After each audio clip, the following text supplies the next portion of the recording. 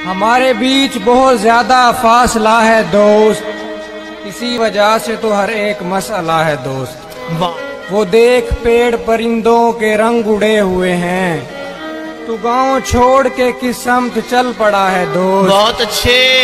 वो एक शख्स कभी सिग्नलों पे ठहरा नहीं, आहा।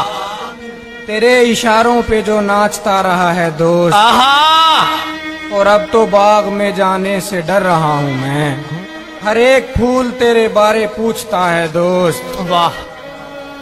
मैं तेरे बारे में राय नहीं बदल पाया, वगरना लोगों से सब कुछ सुना हुआ है दोस्त। तुम्हारे गम में बराबर शरीक होना है, मुझे ये हक तो नहीं पर शरीक होना है। आहा।